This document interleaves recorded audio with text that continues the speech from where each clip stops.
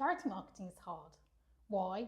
Because unlike commercial businesses, you'll have a variety of different audiences that may or may not overlap, and you'll need to give them all different messages, and people might move in and out of those different audience groups throughout their lifetime. So let me tell you a bit of a story about Mark and the heart disease charity to give you a bit of an idea about what I mean. So Mark starts as a participant when he takes part in a 10k being run by the charity to raise funds. He was training for a 10k as a bit of a personal challenge, and this was the most convenient race that he could sign up to. Sadly, later, Mark's mum developed heart disease and she was supported by this charity. So Mark decided to make a regular donation in order to say thank you for the work that they've done to support his mum. Now, after the 10k, he kept up with the running and he's now joined a running club. And the running club actually are volunteering to do the marshalling at another event organised by this heart disease charity. And Mark steps up and says he's happy to volunteer to help. At the event, there's lots of goodies available, and so he becomes a customer when he buys cakes. Unfortunately, Mark also develops heart disease as he gets older, and he becomes a beneficiary of the charity when they support him. As a result of the support that he received and his mum received, he decides to leave a gift in the will, becoming a legator. As you can see, throughout his life, Mark has this variety of different interactions with the charity and different roles that he's playing as a supporter of it. Equally, he could have just had any of those one. He could have just been a customer at an event, he could have just been a participant, he could have just dropped some money in a bucket one day. Hi, I'm Katherine at Life in the Third Lane, the channel for charity and non-profit leaders. If you enjoy the content in these videos, I'd really appreciate you clicking on the like and subscribe buttons. It makes a massive difference to how many people see these videos and therefore how many people they can help. So I wanted to talk about what the difference is between the audiences for a commercial business and for a charity. So for a commercial business, they almost always will create a product or service and then sell it to the people who are going to benefit from that product or service and use it. Whereas with a charity, you might find that the people who benefit from the service are different from the people who are giving you money in order to be able to run that service. So you're likely to have those who benefit from what you do. You're going to have those who support what you do, and that support might come in a variety of different guises, from money to time to energy and any other kind of support that you're given. You might also find that you've got people who buy something from you. So you do have a product or service which you effectively sell in order to raise funds for the organisation. So the people in these groups might overlap completely. They might not overlap at all. It's not unusual for an organisation's supporters to actually not be its beneficiaries. But whatever you do, you'll need to understand who these audiences are if you're going to get the right messages to them, to get them to do the things that you need them to do. So let's start with the people who benefit. So these are often known as your beneficiaries, and they're the people who will feel the positive impact from the work and activities of your charity. Not all charities will have direct beneficiaries though, and they might not be human. If you think about, say, a climate change charity who are campaigning for climate change, actually everyone will benefit from that if they're successful in stopping climate change. However, people are unlikely to see a direct benefit to themselves of the specific activities. Whereas for a local organisation dealing with a specific group of people in the area and providing a tangible service to them, then actually the beneficiaries are going to be very clearly defined and they will be receiving that. But they, again, may not be the people who are supporting it. A food bank is a good example of that, where the people who are receiving the food are the beneficiaries, but the people donating to that or donating the food to it are not going to be the people who are benefiting. Sometimes your beneficiaries will have the potential to become your supporters, either at the time or at a later time, and sometimes they really won't. You may need to think about how you market your services to your beneficiaries just so that they know that you're available to them and able to help. Depending on the type of service or product that you offer, then you might do this through a third party, for example, through health professionals, or you might do it through marketing and advertising of your services.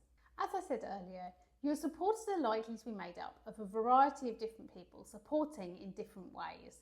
Here are some examples of some of the ways that people may support your charity. So donors, these are people who give money to your charity.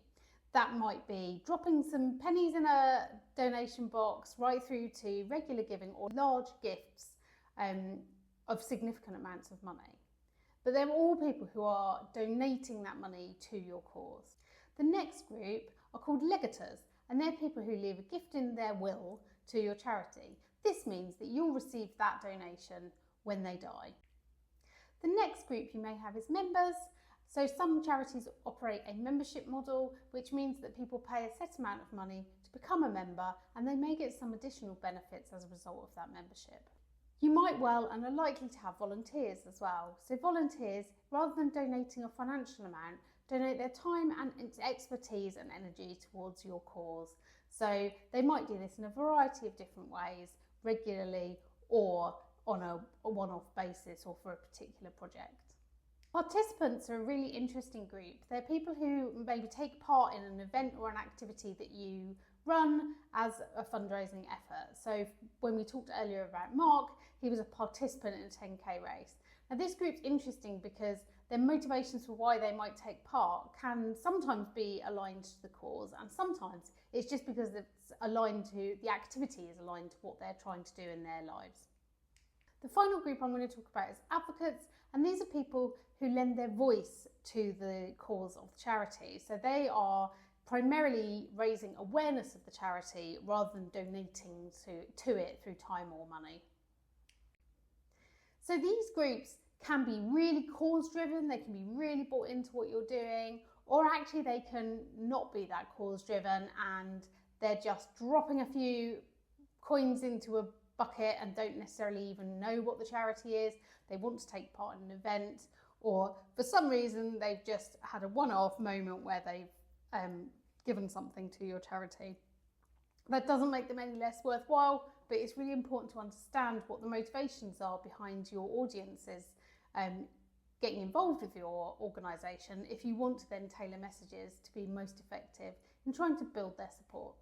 The third group is then those who buy from your organisation. So if you have a commercial arm, so you might have a shop, then those are your customers. They are buying a product or service from you and they're expecting to get something in return for their money. So it's a standard commercial model. It's what most of the commercial organisations have. What's interesting is there can be a fine line between those who are buying and those who are supporting. For example, again, going back to Mark and his taking part in the 10k, actually he probably saw himself more as a customer, that he was buying a place on that race rather than seeing himself as a supporter of the charity. Again, with things like membership, sometimes people can see that as a more transactional thing where they are buying a membership and then expecting to get a certain level of benefits in response to that. So it's not as clear cut as it might otherwise be, and that is what makes it really challenging to understand the audiences and then to engage them for charity organisations. So hopefully you can see that you're likely to have a really broad range of different audience groups with different motivations and reasons for why they are engaging with your charity.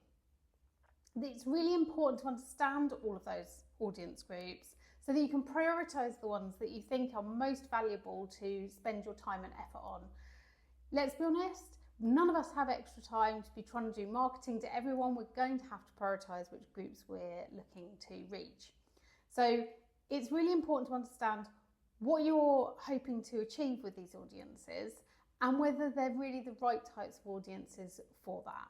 I feel like I reference this in all of my videos, but it's well worth watching this one on brand, which is just up here, as it will help you to be able to develop your marketing plan in a consistent way. So because we've talked about the fact that people move in and out of the different audience groups at different times, then you need to make sure that your marketing to all of these groups are consistent to at a brand level, even if the actual messaging and what you're asking them to do is different depending on the type of audience member they are at that particular time. By knowing who your audience are, you'll be able to make better decisions about where you spend your time, effort and money to make sure that it's really effectively used. I hope you've enjoyed this video. I hope you have a really fantastic week and keep on changing the world.